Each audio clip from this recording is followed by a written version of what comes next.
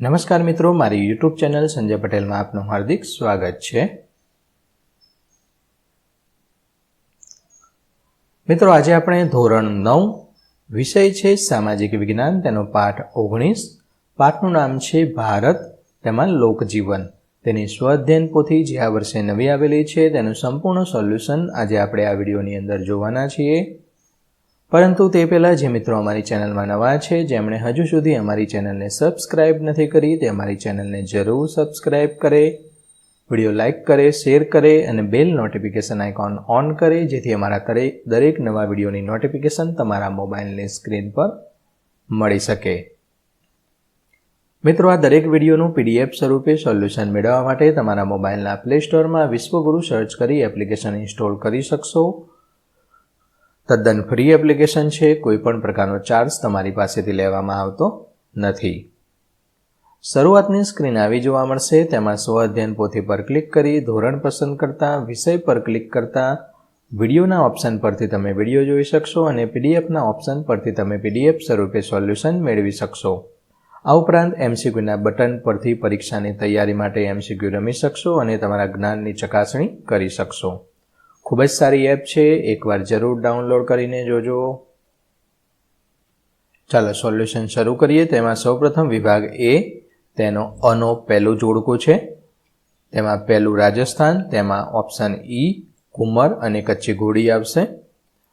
મહારાષ્ટ્રની અંદર option F લાવણી, ગુજરાતમાં એ તો તમને ખબર જ હોય, option A raas garba, Kerala option C Kathakali, Andhra Pradesh option B Kuchipudi.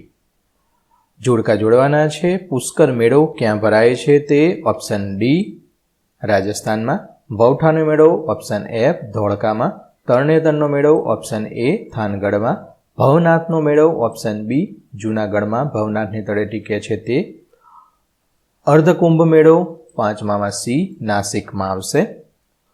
ત્રીજા જોડકા છે, આની સામે બ ABCD લખવાની છે। દિલ્હી ઓપ્શન A ભારતની રાજધાની છે। પંજાબ ઓપ્શન D 5 નદીઓનો વિસ્તાર, ઉત્તરાખંડ ઓપ્શન F દેવભૂમિ પ્રદેશ, ઉત્તર પ્રદેશ ઓપ્શન B ગંગા યમુનાનો ફળદ્રુપ વિસ્તાર, જમ્મુ કાશ્મીર પૃથ્વીનું સ્વર્ગ। ચોથા જોડકા છે, Holi option E Maharashtra, Pongal option D Tamil Nadu, Onam option F Kerala, Vishakha option C Andhra Pradesh અને વૈશાખી ઓપ્શન A પંજાબ। હવે બ છે, વિધાન ખરા છે કે ખોટા તે કરવાનું છે। તો લચ્છી એ પંજાબનું જાણીતું પીળું છે, હા સાચું। બીજું, દક્ષિણ ભારતમાં પતરાળા તરીકે કેળના પાનનો ઉપયોગ થાય છે, સાચું। આપણે અહીંયા ખાખરાના કે એના પાન વાપરતા પહેલા, હવે તો નથી વાપરતા, પરંતુ તેના પતરાળા એટલે કે જમવા માટે કેળ હોય ને, એટલે લાંબા પાંદડા હોય, એક એક પાંદડું બધાને આપી દેવાનું, એમાં પછી ખાય। ત્રીજું ને ચોથું ખોટું છે। પાંચમું, પંજાબમાં શહીદોનો મેળો ભરાય છે, સાચું। હવે માહિતી સાચી છે કે ખોટી તે જણાવવાની છે। જે પંજાબ રાજ્યની વિશેષતા છે કે નહીં?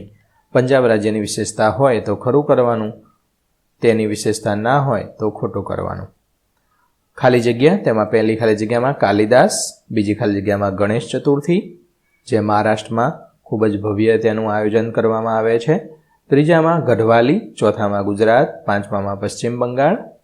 યોગ્ય વિકલ્પ પસંદ કરવાનો છે। પહેલું, ઊંટના ચામડામાંથી બનેલા પગરખા મુખ્યત્વે કયા પ્રદેશના લોકો પહેરે છે? તો રાજસ્થાનની અંદર। ગોવામાં કઈ ભાષા બોલાય છે? કોંકણી। ત્રીજું, તેમાં ઓપ્શન B દાલબાટી, રાજસ્થાનની પ્રખ્યાત। ચોથું, ગુજરાતમાં શિવરાત્રિનો મેળો, જૂનાગઢ। પાંચમું, ઉત્તરાખંડ કેવું ભૂપૃષ્ઠ ધરાવે છે? પર્વતીય, આજુબાજુ બધા પર્વતો જ જોવા મળે। છઠ્ઠું, કયા રાજ્યના લોકો જાત જાતના પરોઠા આરોગે છે? પંજાબ। સાતમું, દક્ષિણ ભારતમાં રસમ કોને કહેવામાં આવે છે? દાળ જેવી વાનગીને। અને આઠમાની અંદર દ્રવિડ કુળ।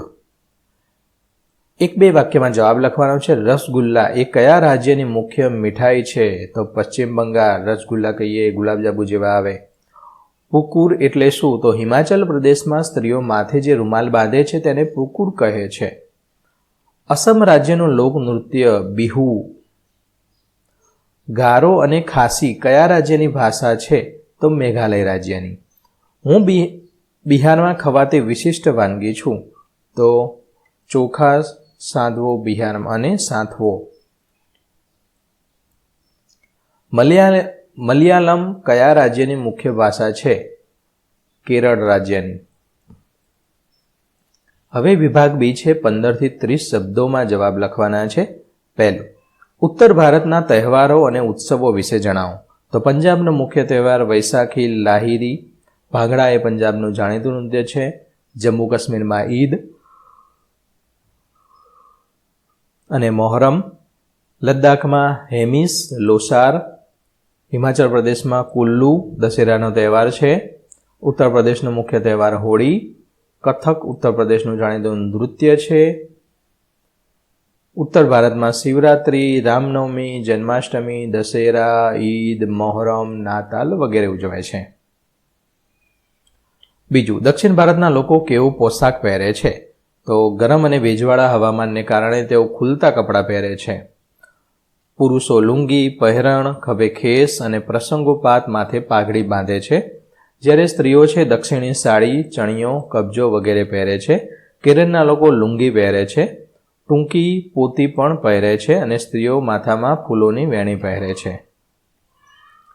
ત્રીજું, બિહારની મુખ્ય ભાષા અને બોલીઓ જણાવો. તો મુખ્ય ભાષા હિન્દી છે, જેમાં પ્રાદેશિક સ્તરે એટલે કે 10 ગાંવે બોલી બદલાય એવું કહેવત છે. એના આધારે પ્રાદેશિક સ્થળે મૈથિલી, ભોજપુરી અને મગધી એટલે કે મગહી એવી બોલીઓ બોલવામાં આવે છે, જે પ્રચલિત છે. ચોથું, પંજાબ રાજ્યનો પહેરવેશ જણાવો. પંજાબ, તો પંજાબ હરિયાણાના લોકો જે પોશાક પહેરે છે તે પંજાબી ડ્રેસ તરીકે જાણીતો છે. સ્ત્રીઓ સલવાર કમીજ પહેરે છે. પુરુષો પણ વિશેષ જબ્બો તથા ખુલતી સલવાર પહેરે છે.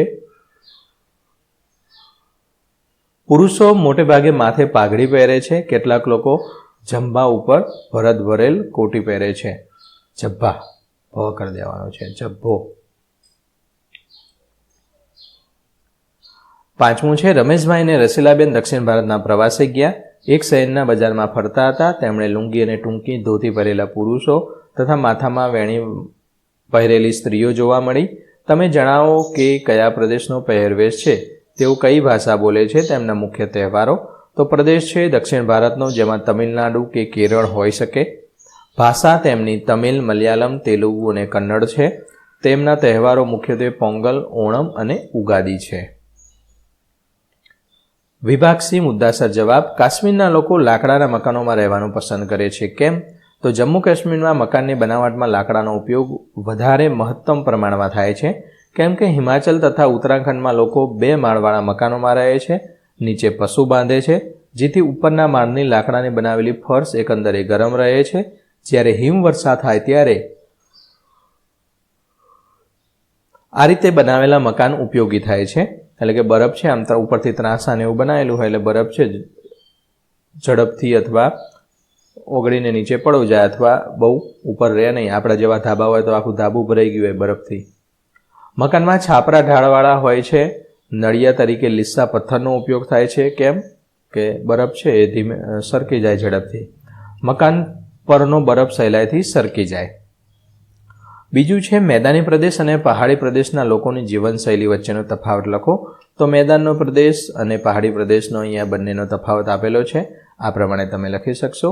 મિત્રો, વિડીયો લાઇક કરો અને મિત્રોને શેર કરો અને આ દરેક વિડીયોનું PDF સ્વરૂપે સોલ્યુશન મેળવવા વિશ્વગુરુ એપ ઇન્સ્ટોલ કરો.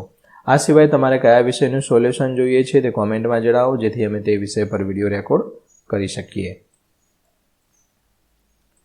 ત્રીજું, વિવિધતામાં એકતા ભારતની સંસ્કૃતિની વિશેષતા છે. સમજાવો. તો ભારત એ દુનિયાનો એકમાત્ર એવો દેશ છે જ્યાં ડગલે ને પગલે વિવિધતા જોવા મળે છે, છતાં એક સૂત્રતાના સૂત્રથી લોકો બંધાયેલા છે. ધર્મ અને ભાષાની વાત કરીએ તો તેમાં અનેક ધર્મ અને ભાષા બોલતા લોકો ભારતમાં વસે છે. તહેવારો, લોકો ધર્મ પ્રમાણે અલગ અલગ તહેવારો પણ ઉજવે છે. ભૌગોલિક વિવિધતા તો અલગ અલગ છે. અમુક જગ્યાએ ઠંડી તો એક જગ્યાએ દરિયા કિનારો હોય ત્યાં હુંફાળું વાતાવરણ, એવી રીતના અલગ અલગ હોય છે. રાષ્ટ્રીય એકતાની વાત કરીએ તો જ્યારે પણ દેશ કોઈ આફત આવે ત્યારે તમામ જ્ઞાતિ, જાતિ કે ધર્મ લોકો આ બધું ભૂલી જાય છે અને બધા એક થઈને ભારત માતા માટે લડવા માટે પણ તૈયાર થઈ જાય છે. ચોથું, વધુ વરસાદી વિસ્તારોના મકાનોમાં ઢાળવાળા છાપરા ધરાવતા હોય છે. કારણ આપી સમજાવો. કારણ કે વરસાદ વધારે પડતો હોય તો ઝડપથી વરસાદનું પાણી છે નીચે પડી જાય અને ઉપર ભરાવ ના થાય એટલા માટે છાપરા રાખવામાં આવે છે. બરફમાં પણ આવું પણ ઉપરની જે છાપરું હોય તે નળિયાને એવું ના હોય. નળિયા હોય તો લીસા હોય એટલે ઝડપથી સરકી જાય. પાંચમું, નીચેના ચિત્રની ઓળખ આપી તેના વિશે સમજૂતી આપો. તો આ ચિત્ર જોતા આપણને એવું લાગે છે કે આ ઓડિશા રાજ્યના પુરી શહેરમાં યોજાતા જગન્નાથ રથયાત્રાનું ચિત્ર છે. વિશેષ સમજૂતી, તેનું મહત્વ તો ખૂબ મોટો અને પ્રખ્યાત તહેવાર છે. હજારો ભક્તો તેની અંદર ભાગ લે છે. રથયાત્રા તો ભગવાન જગન્નાથ, તેમના ભાઈ બલરામ અને બહેન સુભદ્રાના ભવ્ય સ્થાને શણગારવામાં આવે છે. ભક્તો દ્વારા તેને રથને ખેંચવામાં આવે છે. પહિદ વિધિ, તો તેમાં યાત્રા શરૂ કરતા પહેલા પરંપરાગત રીતે રાજા અથવા મુખ્યમંત્રી દ્વારા સોનાની સાવરણીથી રથનો માર્ગ સાફ કરવાની વિધિ કરવામાં આવે છે. સ્થળ તો જગન્નાથ મંદિરથી શરૂ કરીને ગુડિયા માતાના મંદિર સુધી આ રથયાત્રા જાય છે. વિભાગ ડી પ્રશ્નોના સવિસ્તર જવાબ આપવાના છે. જેમાં પહેલું, ભૌગોલિક સ્થાન અને માનવ વસવાટ વચ્ચેનો સંબંધ શું છે અથવા ઉદાહરણ સહિત તેને સમજાવવાનું છે. તો અનુકૂળ આબોહવા, પાણીની વિવિધતા, ફળદ્રુપ જમીન, સપાટ ભૂમિ પ્રદેશ અને ઉદાહરણ પણ અહીંયા આપેલું છે. તો આ ટોપિક વાઇઝ તમે તેનો મુદ્દાસર જવાબ લખી શકશો. મુદ્દાસર જવાબ આ રીતે તમે લખી શકશો. મિત્રો, આશા રાખું કે આ વિડીયો છે તેનું સોલ્યુશન તમને સરળતાથી સમજાઈ ગયું હશે. દરેક વિડીયોનું PDF સ્વરૂપે સોલ્યુશન મેળવવા માટે વિશ્વગુરુ એપ ઇન્સ્ટોલ કરો. તદ્દન ફ્રી છે. કોઈપણ પ્રકારનો ચાર્જ તમારી પાસેથી લેવામાં આવતો નથી. ફરી મળીશું આગળના વિડીયોમાં. ત્યાં સુધી આવજો.